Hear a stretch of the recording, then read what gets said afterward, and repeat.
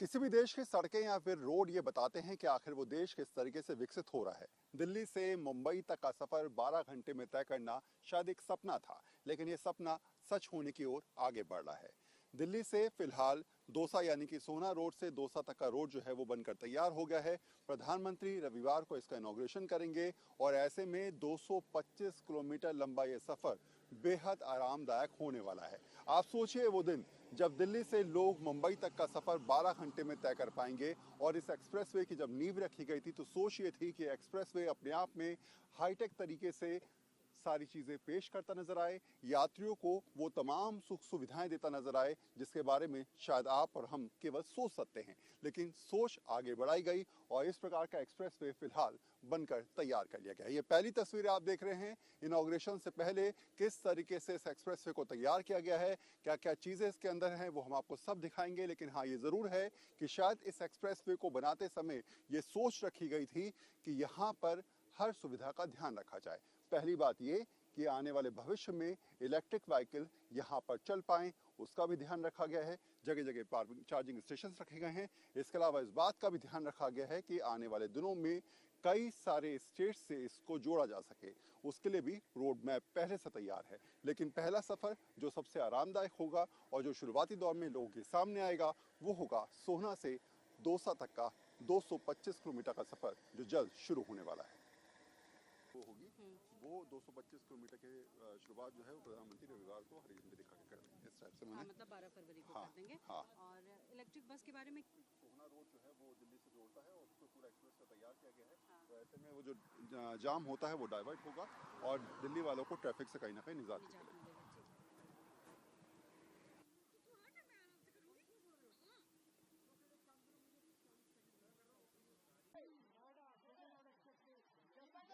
ये वाला पोर्शन उतारने के बाद ना मैं आगे करूँगा आपके साथ होगा, है ना? और आपको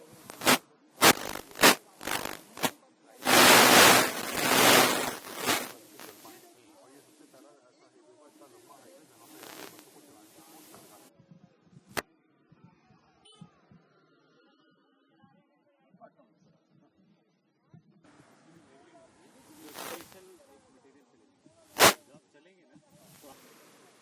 इसमें वो एक्सीडेंट का खतरा है ना, हाई हीट इतना हो जाता है कि फट जाता है सीधे। इसमें हीट की प्रॉब्लम नहीं आती है।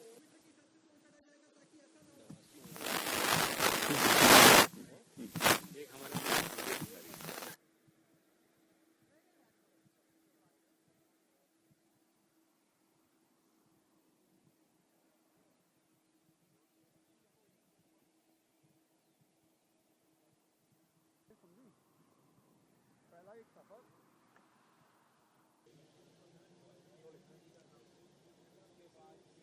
सफर में हमेशा आपको याद रहता होगा कि जब भी आप सफर करते हैं तो आपके दिमाग में एक बात रहती है कि मैं क्यों ना किनारे वाली सीट पर बैठूं, यानी कि विंडो सीट पर बैठूं।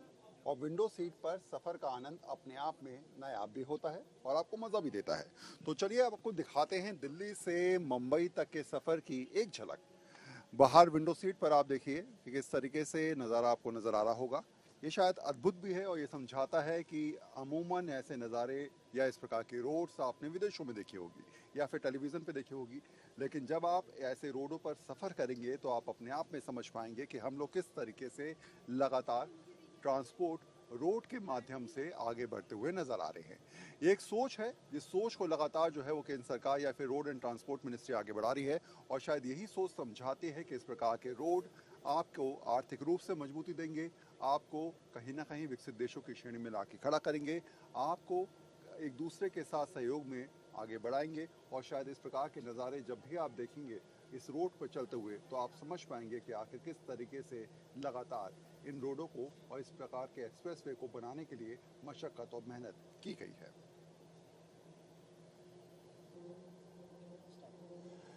किसी भी सफ़र में जब भी आप जाते हैं तो आपकी पहली कोशिश होती है कि आपको विंडो सीट मिल जाए, और विंडो सीट मिल जाए तो आप बाहर के नज़ारे आसानी से देख भी पाएंगे और सफ़र का आनंद भी ले पाएंगे। दिल्ली से मुंबई तक का एक्सप्रेसवे का पहला चरण बनकर तैयार है और हम लोग दिल्ली से यानी कि सोहना से दौसा तक की यात्रा कर रहे हैं।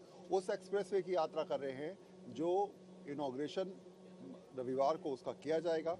और उससे पहले की तस्वीरें आपके सामने हैं। जब आप देखेंगे तो आप खुद कहेंगे कि शायद इससे खूबसूरत और बेहतर नज़ारा कोई नहीं हो सकता। तो मैं अपने कैमरा पर्सन शरीन से कहूँगा कि एक बार बाहर की तस्वीरें आपको दिखाएं।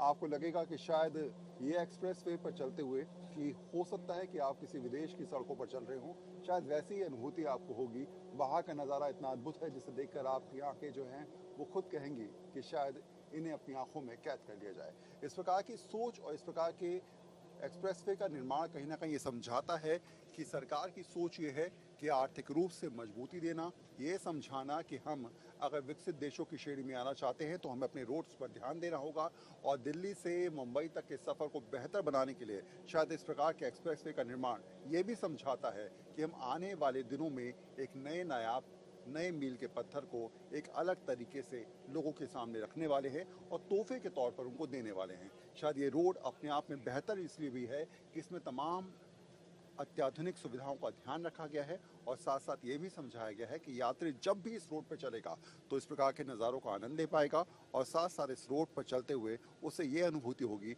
मानो वो किसी विदेश में एक बढ़िया एक्सप्रेसवे पर या बेहतर रोड पर चल रहा है। सेम ही आपको वो फीलिंग यहाँ पर भी मिलेगी। ये मुझे कुछ पॉइंटर्स में मैंने सिर्फ नज़ारे को वो करा है, डिफाइन किया है। और डिफरेंट टाइप की बीटीसी हो जाए कि आपको जो है वो बाहर का व्यू दिखा रहे हैं, थोड़ा सा एक लुक टाइप का। और काला चश्मा तेरे पास है तो वो लगा ले और बढ़िया लगेगा।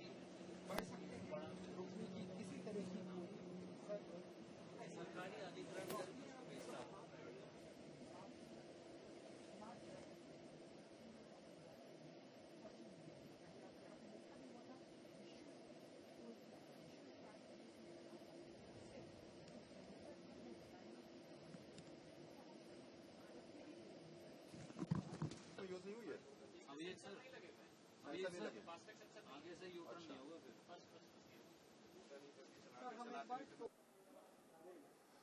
तो 225 किलोमीटर के सफर में अब तक हमने 70 किलोमीटर तक की यात्रा कर ली है।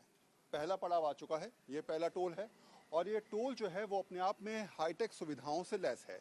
क्या क्या सुविधाएं हैं जरा समझ लेते हैं। अभिजीत सिन्हा मेरे साथ हैं जो आपको बताएंगे कि आखिर दिल्ली से मुंबई तक के एक्सप्रेसवे में जो सबसे पहला टोल पड़ने वाला है वो किस तरीके से सुविधाओं से लैस होगा और क्या क्या खासियत उसके अंदर है। तो अमूमन हम सुनते आते हैं कि भाई इस प्रकार का एक टोल बनाया जा रहा है जो आपकी गाड़ी को सेंसर के जरिए पहचान लेगा, टोल कट जाएगा और इस प्रकार की सुविधा जो है वो भारत में लगने वाली है।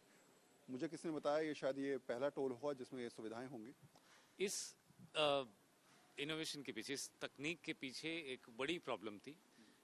टोल पर बहुत लंबा जाम लगता था, वक्त बहुत लगता था, ईंधन भी खपत होता था।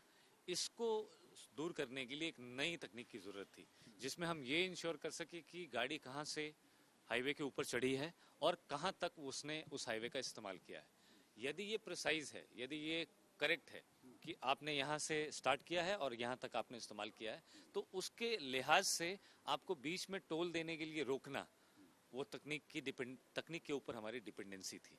इस डिपेंडेंसी को इसमें धीरे धीरे हटाया जा रहा है। शुरू में जो ये टोल है ये फास्टैग को रिकॉग्नाइज करेंगे। फास्टैग यहाँ पर लगा हुआ है जी, गेट लगे हुए हैं, सेंसर्स लगे हुए हैं। अमूमन जिस तरीके से स्थिति होती है वैसे ही बना हुआ है टोल, लेकिन नया जो होगा वो सेंसर्स के जरिए हम लोग जो है वो टोल काट लेंगे। संडे को ये नए हाईवे का उद्घाटन हो जाएगा। जो गाड़ियां पुरानी हैं जिनके पहले से फास्टैग लगे हुए हैं वो भी इस पर रिकॉग्नाइज होंगे, लेकिन धीरे धीरे जो भी नए तकनीक के ऊपर अपग्रेड करना चाहते हैं उनको भी ये सुविधाएं लगाने का मौका इन टोल प्लाजाज पे, स्टार्ट पॉइंट पे और एंड पॉइंट पर दिया जाएगा। जैसे जैसे नई तकनीक की इंस्टॉलेशन नई गाड़ियों में हो जाती है, उनके स्टिकर या उनके RFIDs जो हैं वो लग जाते हैं। वो फिर जिस पॉइंट पर चढ़ेंगे और जिस पॉइंट तक वो सफर पूरा करेंगे उतने ही दूर का प्रिसाइज टोल पे करेंगे। इन शब्दों को अगर आप समझे तो आप समझ सकते हैं कितना ज़्यादा टेक्निकली साउंड होगा ये एक्सप्रेसवे और शायद ये टोल अपने आप में समझाने के लिए काफ़ी है कि भविष्य की एक तस्वीर जो हम पेश करने की बात करते हैं ये उसी की झलक है जो हमको बहुत जल्द दिखने वाली है ना। आपका टोल कटेगा। हाँ, अमूमन अब तक ये होता था कि एक बार आप चढ़े तो 360 रुपये, 200 वापस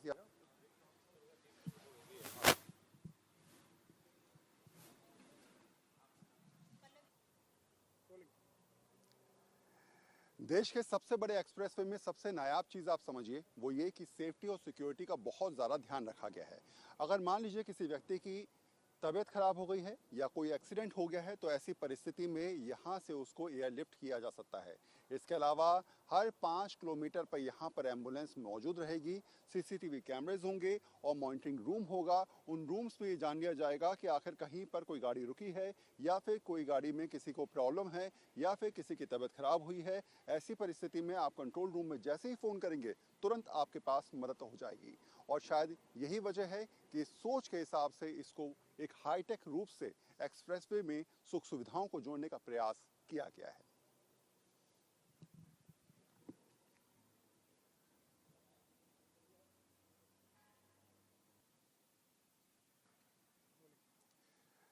तेरह सौ 80 किलोमीटर की इस लंबाई वाले हाईवे में आपको 6 राज्यों में कनेक्टिविटी जोड़ने का एक मौका मिलेगा। यानी कि सीधे शब्दों में अगर आप समझें तो ये सड़क जो है वो 6 राज्यों से होकर गुजरेगी। दिल्ली से मुंबई तक का सफ़र इसमें आप तय कर सकते हैं। और सबसे बड़ी बात ये रहेगी कि आर्थिक रूप से जो महत्वपूर्ण जगह हैं वो कहीं ना कहीं एक दूसरे से कनेक्ट हो पाएंगी। हम कहते भी हैं कि दिल्ली से मुंबई तक का सफ़र आसान हो जाएगा। वडोदरा से ये एक्सप्रेसवे करीब 1380 किलोमीटर लंबा है। ऐसे में दिल्ली से मुंबई तक का सफ़र तो 12 घंटे का हो ही जाएगा, लेकिन साथ साथ जो पहला चरण होगा यानी कि दौसा तक, वो करीब आप आसानी से 1.5 से 2 घंटे में कर सकते हैं इसका सफ़र। इसके अलावा एक और बात जो सबसे महत्वपूर्ण है वो ये कि ये सड़क जो है वो आपको कहीं ना कहीं आर्थिक रूप से मजबूत भी करेगी। कैसे, ज़रा ये समझिए। करीब 6 राज्यों से ये सड़क होकर गुजरेगी।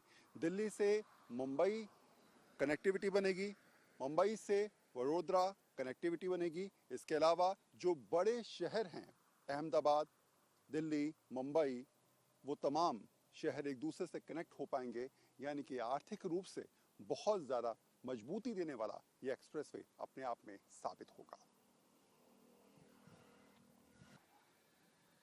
आए हैं तो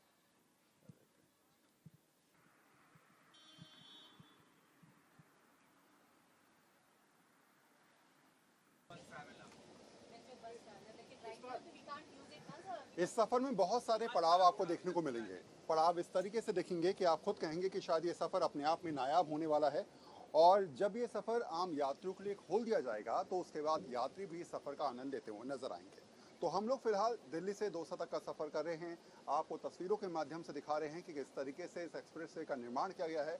और अभिजीत सिन्हा मेरे साथ हैं जो अब आपको इस एक्सप्रेसवे के बारे में डिटेल से बताएंगे। तो मेरा पहला सवाल सर आपसे ये है कि जिस तरीके से इस एक्सप्रेसवे का निर्माण किया गया, दिल्ली से मुंबई तक का सफ़र अमूमन हम जब सोचते थे तो लगता था कि 2 दिन, 1.5 दिन, 3 दिन। ट्रेन से जाते थे तब भी ऐसे लगता था। फिर ट्रेन की स्पीड बढ़ी तो फिर लगने लगा कि ट्रेन बढ़िया है। फिर फ्लाइट्स आई तो लगा कि फ़्लाइट से जाना चाहिए। लेकिन ट्रेन से, फ्लाइट से छोड़ने के बाद अगर कोई कहे कि बस से जाया जाए या फिर गाड़ी से जाया जाए तो कोई सोच भी नहीं सकता था। लेकिन ये तो आसान दिख रहा है। अगर आप शाम को दिल्ली में रात में खाना खाकर अपने बस में बैठते हैं और सुबह 12 घंटे का सफ़र तय कर मुंबई पहुंचते हैं, रास्ते में आपको असुविधा नहीं होती है, जर्क नहीं होता है, आप सुरक्षित तरीके से जाते हैं, पॉकेट पर बहुत भारी नहीं पड़ता है, तो ये अपने आप में बहुत बड़ी बात है। इसको बनाने के लिए 12 घंटे का जो सफ़र है उसका एक पहला स्टेज 228 किलोमीटर का दिल्ली से दौसा तक, ये पूरा हुआ है अभी। ये सफ़र अभी आपने जैसा मेरे साथ किया, अभी हम पहले टोल से होकर आए, ये सफ़र इसी तरह 12 घंटे में अगर आपको मुंबई लेकर के जाता है तो एक बहुत बड़ा तबका है जो ट्रेनों से जाया करता था या फ्लाइट से जाया करता था, उनके लिए काफ़ी सुविधाजनक होगा क्योंकि इसकी कीमत बहुत कम होगी। अच्छा, मैं देख रहा हूँ, अगर कैमरामैन मेरे विजुअल्स के माध्यम से दिखाएं, कनेक्टिविटी बनाई गई है, छोटे छोटे क्षेत्रों को भी जोड़ा गया है। ऐसा नहीं है कि हाईवे बन गया तो उसके बाद वो सीधे जा रहा है। बीच बीच में कहीं ना कहीं कट भी दिए गए हैं जिससे कहीं अगर किसी को जाना है तो यात्री आसानी से मूवमेंट कर सके। देखिए, पर्यावरण का खास ख्याल रखा जाता है जब ग्रीन एक्सप्रेसेस बनाए जाते हैं तो जो जीव जंतु हैं, जो वाइल्ड लाइफ है, उनके लिए भी इसमें ग्रीन ओवर पासेस बनाए गए हैं। वो बहुत लंबे ओवर पासेस हैं, उसमें सड़क नीचे से जाती है और ऊपर से जो घास की खेत हैं वो सब ऊपर से जाते हैं।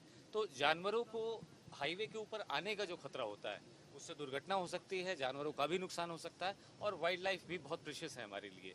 इन सब का खास ख्याल रखा गया है इस पूरे एक्सप्रेसवे को यहाँ से मुंबई तक बनाने के बीच में। 6 राज्य आर्थिक रूप से मजबूती, सोच ये है कि मेट्रो सिटीज को एक साथ जोड़ा जाए। आपको लगता है कि शायद ये एक्सप्रेसवे भारत को आर्थिक रूप से बहुत मजबूती देने वाला है? ये सिर्फ प्रगति का हाईवे नहीं है, ये उन्नति का हाईवे है। और जब आप उन्नति की बात करते हैं तो सिर्फ पैसेंजर व्हीकल की बात ज़्यादा होती है, जबकि फ्रेट की अगर आप बात करें तो जितना पैसा आपको एक सामान को एक शहर से दूसरे शहर भेजने में लगता है, अगर उससे आधा से कम कीमत में वो सामान वहाँ पहुँच जाए तो आपकी महंगाई के ऊपर इसकी बहुत बड़ी मार मैं पड़ती है। आपको बीच में रोकना चाहूंगा। आप देख रहे होंगे बीच में आपको जगह जगह इस प्रकार के अवरोध नजर आ रहे होंगे। इसका मतलब ये है कि ये एक्सप्रेसवे अभी चालू नहीं हुआ। मैं पहले से कह रहा हूँ रविवार के बाद ये चालू होगा और हम लोग एक्सक्लूसिवली तस्वीरों के माध्यम से आपको समझा रहे हैं कि आखिर क्या क्या खासियत है, किस तरीके से ये काम करने वाला है। सर देखिए, इस एक्सप्रेसवे का महत्व प्रगति के लिए, उन्नति के लिए और समृद्धि के लिए आने वाले समय में खुलकर सामने आने वाला है। जब इसके ऊपर इलेक्ट्रिक हाईवेज की बात हो रही है, इस पे 1, 2, 3, 4, 5 और 5 उस तरफ, कई जगहों पे 6 लेन है। 12 लेन होने का मतलब एक लेन एक्स्ट्रा बनाई इसलिए गई है क्योंकि हम एक इलेक्ट्रिक कॉरिडोर बना सके।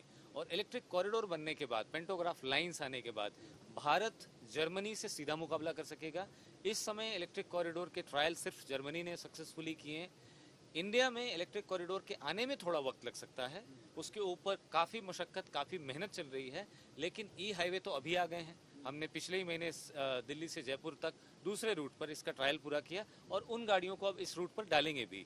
सो ई हाईवे का मतलब आसपास चार्जिंग स्टेशन हो, चार्जर्स भी इस हाईवे के ऊपर लगाए जा रहे हैं। और इलेक्ट्रिक कॉरिडोर का मतलब ऊपर से पेंटोग्राफ लाइन हो, विशेष तरह की वाहन हो और उनसे जो फ्रेट की सुविधा है, महंगाई का बहुत बड़ा डिपेंडेंसी, शहरों के अंदर जो सामान रोज आता है, 2 दिन के लिए यदि ट्रांसपोर्ट की हड़ताल हो जाती है तो चीज़ें आसमान छूने लगती हैं। आप ये सोचें कि अगर आधी कीमत पर आपको एक मटेरियल को, एक बॉक्स को या कंटेनर को पोर्ट से लेकर डेस्टिनेशन तक या डेस्टिनेशन से लेकर एक्सपोर्ट के लिए पोर्ट तक भेजे जाने की सुविधा आ जाती है, इससे इकोनॉमी के ऊपर, एम्प्लॉयमेंट के ऊपर, एनवायरनमेंट के ऊपर और एम्प्लॉयबिलिटी के ऊपर भी बहुत फर्क पड़ता है। आखिरी सवाल मेरा आपसे ये है कि हम अमूमन जब इस हाईवे को देख रहे हैं तो हमको लग रहा है कि मानो हम किसी दूसरे देश में यात्रा कर रहे हैं और ऐसा नज़ारा शायद ही किसी ने देखा होगा। कोई उम्मीद भी नहीं कर सकता कि इस प्रकार के एक्सप्रेसवे पर चलना। आपको लगता है कि भविष्य की एक रूपरेखा तैयार की गई है? दूसरी बात जो आपने कहा कि हम लोग ज़ीरो कार्बन पॉलिसी पे काम कर रहे हैं, 2070 तक हम लोगों ने लक्ष्य रखा है, तो उसके लिए हिसाब से फ्यूल बचाने की सोच भी कहीं ना कहीं काम देगी। इलेक्ट्रिक बसों को इसमें जोड़ना वो भी काम देगा। ई कॉरिडोर बनाने की बात की जा रही है, वो भी इसमें काम देगा। देखिए, मैं ईज ऑफ डूइंग बिजनेस के लिए नई नई तकनीकों के साथ रोज पायलट्स करता हूँ। मेरे लिए एक अच्छा बिजनेस केस बनाना, एक अच्छा बिजनेस मॉडल बनाना जो कम कीमत पर ज़्यादा सुविधाएं दे सके, सुरक्षित रख सके और लोगों की पॉकेट में फिट हो, यही एकमात्र लक्ष्य होता है। हम अभी दिल्ली से जयपुर के बीच में जो 12-13 गाड़ियां चला रहे हैं, इलेक्ट्रिक ट्रायल होने के बाद, कंप्लीट होने के बाद, उनमें से 2 गाड़ियों को हम इमीडिएटली इसके उद्घाटन होने के बाद इसके ऊपर शिफ्ट करेंगे।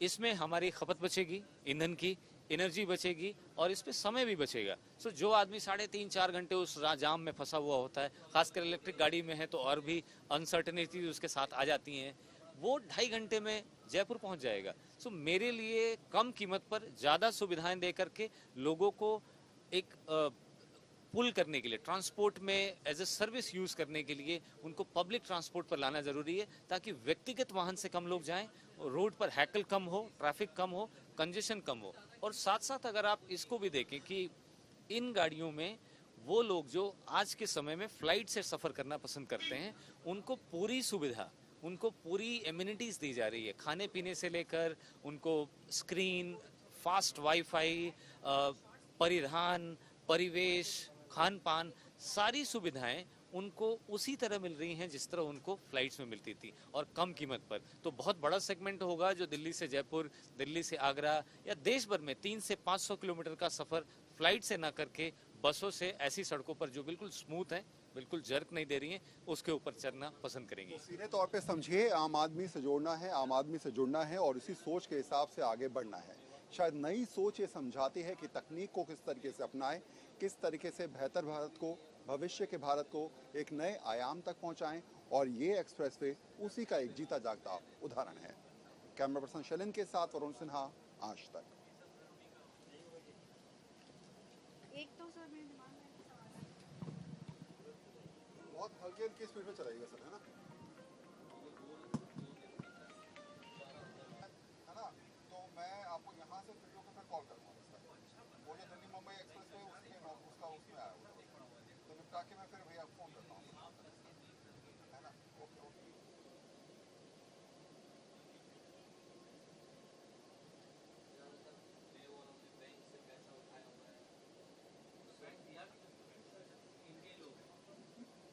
आइए आइए, कोई नहीं। अच्छा, किस नाम से भाभी कर लो? ट्रैवल भी देखना भी अच्छा, ठीक है, तो मैंने जितना है कम से कम अपना दिमाग भी लगा सकते हैं कभी।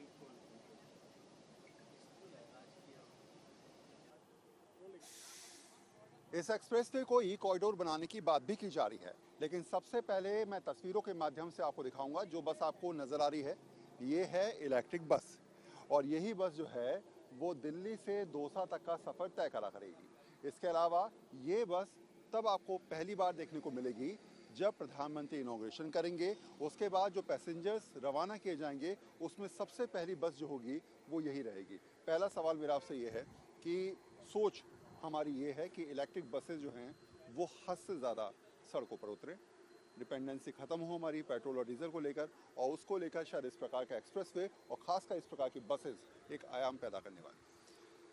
देखिए, इस हाईवे के बनने के बाद, इस नए हाईवे के बनने के बाद, चूंकि तथ्यात्मक रूप से जब आप योजना के समय में, प्लानिंग के समय में भी ये सोचकर हाईवे बनाते हैं कि इस पर एक इलेक्ट्रिक कॉरिडोर बनाया जाना है, एक खास लेन आने वाले समय में दी जाने वाली है, तो ये इस पूरी मुहिम के लिए, इस पूरे इलेक्ट्रिक मोबिलिटी सेक्टर के लिए एक बहुत पॉजिटिव रुझान लेकर आती है।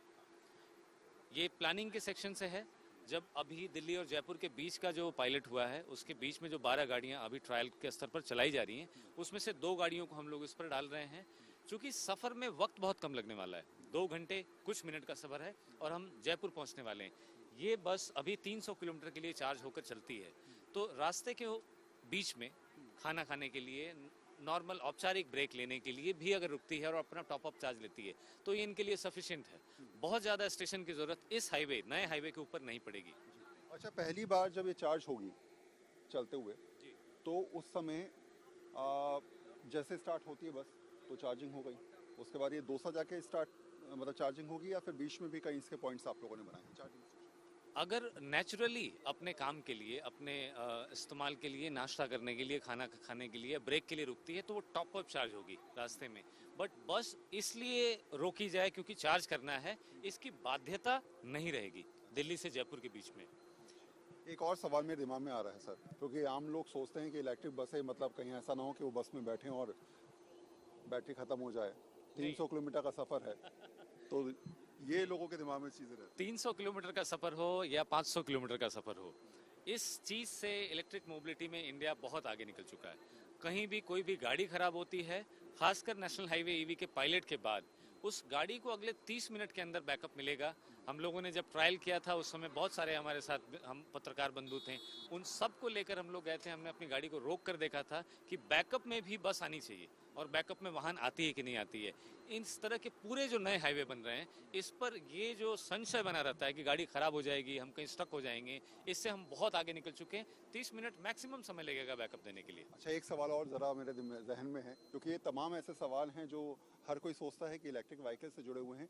चार्जिंग स्टेशन सबसे इम्पोर्टेंट पार्ट है जी। चार्जिंग स्टेशन कितने बनाए जा रहे हैं दिल्ली से मुंबई तक के, ये थोड़ा सा कुछ आंकड़ा हो आपके पास, या अभी दिल्ली से दौसा तक कितने चार्जिंग स्टेशन आप लोग डेवलप करने वाले हैं इन फ्यूचर भी? देखिए, जैसा मैंने कहा कि चार्जिंग स्टेशन सिर्फ बना देने के लिए नहीं बनाए जाने चाहिए। ऐसा पहले हो चुका है जिसकी कीमत हमें चुकानी पड़ती है बाद में, जब चार्जर की यूटिलाइजेशन लो होती है। चार्जिंग स्टेशन बनाए तब जाने चाहिए जब उसकी ज़रूरत हो। दिल्ली से जयपुर के बीच में जब 300 किलोमीटर की चार्ज बस चलती है और बीच में एक टॉप अप पॉइंट होता है जहां वो नेचुरली रुकते हैं खाना खाने के लिए या ब्रेक के लिए, वो जितना टॉप अप लेते हैं उतना सफिशिएंट होता है। बहुत ज़्यादा चार्जिंग स्टेशन की ज़रूरत इस पे होगी वो मैं नहीं देखता हूँ। जबकि दिल्ली से जयपुर जाने का जो पुराना रूट है उसके ऊपर कई स्टेशन बनाने की संभावना है। उसमें से 2 स्टेशन ट्रायल के लिए हमने टेम्पररी बनाए थे। इसके अलावा इन स्टेशंस का काम सिर्फ लीनियर डेवलपमेंट नहीं है, इनका सर्कुलर डेवलपमेंट भी है, इनका जो लैटरल डेवलपमेंट है, उस शहर के आसपास जो ई कॉमर्स की डिलीवरीज हैं, किसान जो खाना उगाते हैं या किसान जो फल फ्रूट उगाते हैं, उनको इलेक्ट्रिक मोबिलिटी के माध्यम से वापस शहरों में लाया जा सके। और जो ई कॉमर्स से आप ऑर्डर करते हैं, जिसकी अभी समय सीमा तय है कि शहरों में ही ज़्यादातर ऑर्डर होते हैं, वो गांव के लोग भी उस सुविधा का, ई कॉमर्स की पूरी इंडस्ट्री का इस्तेमाल कर सकें। ये चार्जिंग हब की ज़रूरत पड़ती है। सो उस माध्यम से अगर देखें तो कई स्टेशन आएंगे, लेकिन बस की डिपेंडेंसी के माध्यम से देखें तो बहुत एक स्टेशन काफ़ी होगा। अभी शुरुआती दौर में कितनी बसेस चलने की उम्मीद है आपकी तरफ? अभी 12 बसें पुराने रूट पर चल रही हैं। संडे को इसका उद्घाटन हो जाएगा, उसके बाद ये जनता के लिए फ्री हो जाएगा, फिर हम लोग इसके ऊपर चलाना शुरू करेंगे। संडे से पहली बस होगी जो रवाना होगी? हाँ, ये वो बस है जो संडे दौसा जाएगी और प्रधानमंत्री जी के समारोह में शामिल होगी। जब खुल जाएगा तो उसकी जो फ्लीट होगी उसमें सबसे आगे चलेगी। बहुत धन्यवाद हमसे बातचीत करने के लिए। यानी साफ है कि जो चीज़ें समझने के लिए हैं वो ये कि शायद ये एक्सप्रेसवे अपने आप में नायाब इसलिए भी है क्योंकि ये भविष्य की एक रूपरेखा पैदा करता है। ये समझाता है कि भविष्य किस तरीके से होगा। ये समझाता है कि अगर हमको आगे विकसित होना है, हमको अगर भविष्य में आर्थिक रूप से मजबूत होना है, रोड के हिसाब से या फिर और चीज़ों के हिसाब से, तो ऐसे में इस चीज़ को समझना बेहद ज़रूरी होगा कि हमारे रोड सबसे बेहतर हों, हमारे हाईवे सबसे अलग हों और वहाँ पर बेसिक फैसिलिटीज़ के अलावा सारी वो सुख सुविधाएं हों जो यात्रियों को परिपूर्ण करते नजर आए।